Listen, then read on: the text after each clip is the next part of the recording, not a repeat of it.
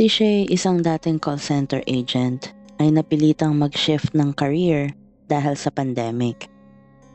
Ngayon, isa na siyang ESL tutor at nagtuturo ng English sa mga estudyanteng Japanese online.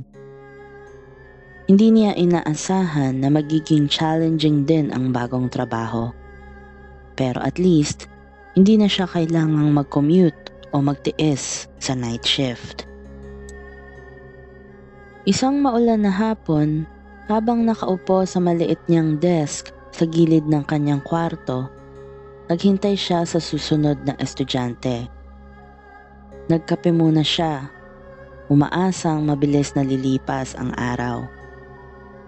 Tumunog ang notification ng kanyang laptop, senyales na online na ang estudyante.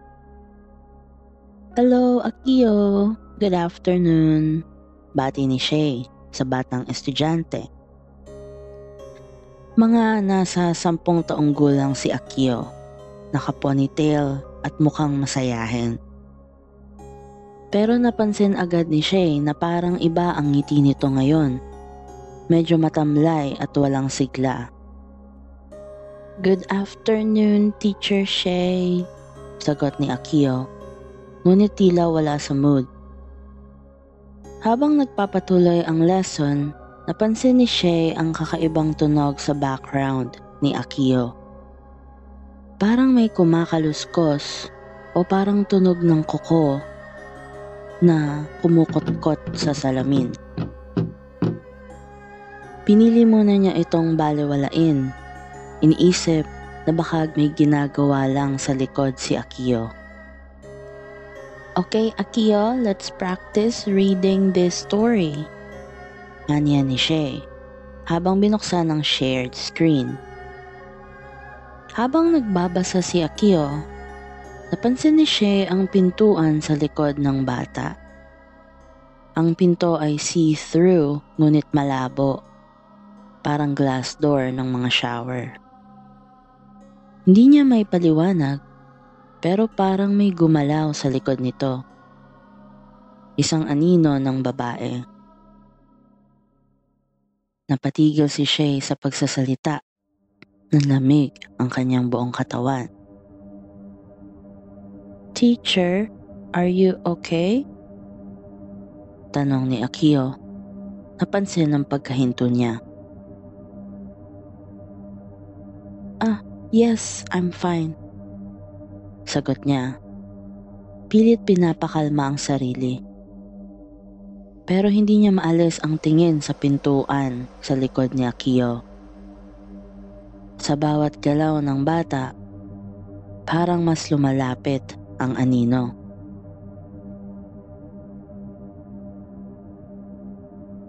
"Akio, is someone behind you?" Tanong ni Shay. Sinubukan niyang gawing casual ang tono. Umiling si Akio. "No, teacher. Only me." Nagpatuloy ang lesson pero hindi mawala sa isip ni Shay ang nakita niya. Maya-maya, narinig na naman niya ang isang kaluskos. Mas malinaw na ito ngayon at parang mas malapit. "Akio, do you hear that sound?" Tanong niya. Napahinto si Akio at tumingin sa paligid. "No, teacher. What sound?"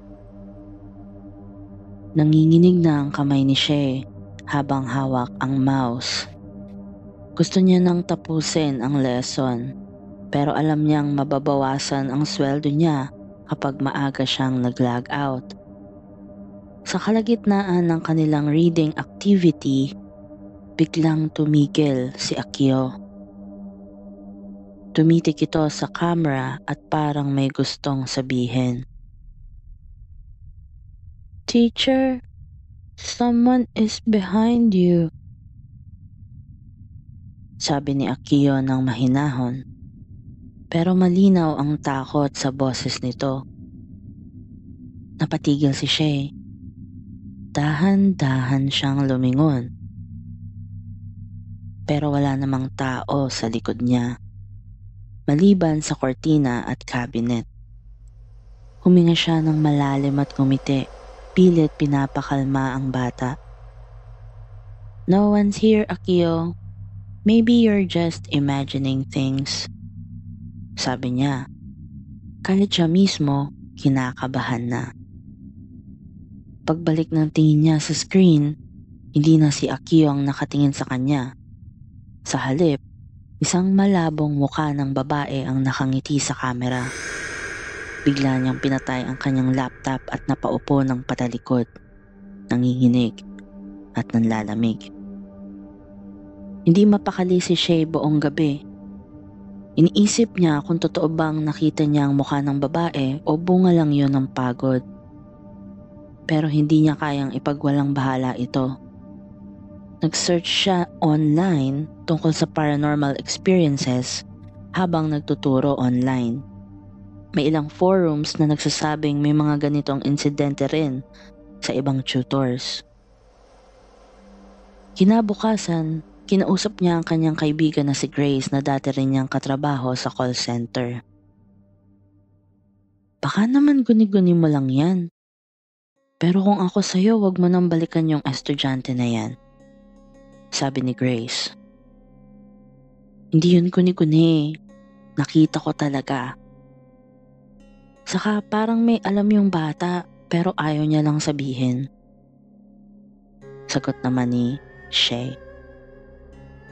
Dahil sa matinding curiosity, binalikan ni Shay ang lesson recording ng session nila ni Akio. Pinanood niya ito ng paulit-ulit hanggang sa makita niya ang eksaktong moment kung saan lumitaw ang mukha ng babae. Mas malinaw ito sa recording. Nakasimangot ang mukha ng babae at tila diretsong nakatingin sa kanya. Kahit takot, nagpa siya si Shay na ituloy ang next session niya kay Akio. Gusto niyang malaman kung ano ang nangyayari, kahit pa natatakot siya.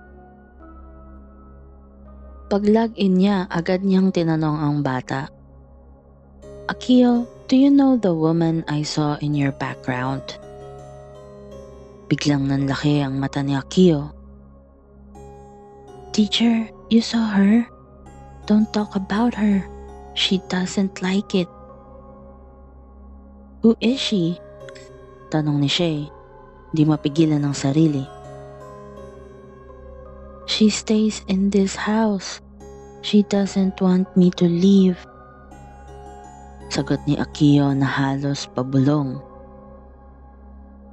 Bago pa man makapagtanong muli si Shay, biglang namatay ang video feed ni Akio. Nag-freeze ang screen at isang malakas na kaluskos ang narinig mula sa headphones niya. Sinubukan niyang i-refresh ang connection pero hindi na bumalik si Akio online. Hindi mapakali si Shay kaya naghanap siya ng impormasyon tungkol sa mga lumang bahay sa Japan at kung may kaugnayan ito sa paranormal. Sa kanyang pag-research, nalaman niyang maraming bahay sa Japan ang nananatiling nakatayo kahit matagal nang wala ang mga orihinal na may-ari. Marami sa mga bahay na ito ay pinaniniwala ang pinamumugaran na ng mga multo.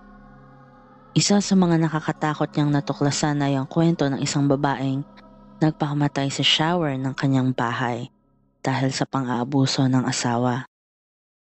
Ayon sa kwento, hindi raw matahimik ang kaluluwa ng babae at nagpapakita ito sa mga dumadaan sa lugar.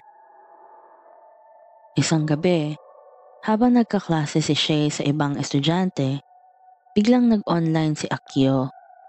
Nagulat siya dahil wala dapat silang session. Ngunit hindi niya maalis ang tingin sa notification. Kaya pagkatapos ng una niyang klase, sinagot niya ito. "Akio, why are you online? Is everything okay?" Tanong niya kahit ramdam niya ang takot. Ngunit hindi si Akio ang sumagot. Sa halip, isang malamig na boses ng babae ang narinig niya.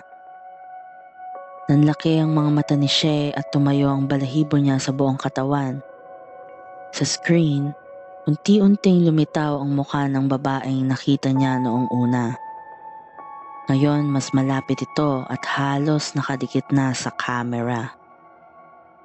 Sa sobrang takot napaatras si Shay at natumba ang upuan niya. Pilit niyang pinatay ang laptop pero hindi ito nagre-respond. Tumigil lang ang lahat nang biglang nawala ng kuryente ang buong lugar. Sa dilim, narinig niya ang boses ng babae. Shay. Hindi na muling nag-online si Shay matapos ang gabing yon. Umalis siya sa trabaho bilang ESL tutor at bumalik sa probinsya.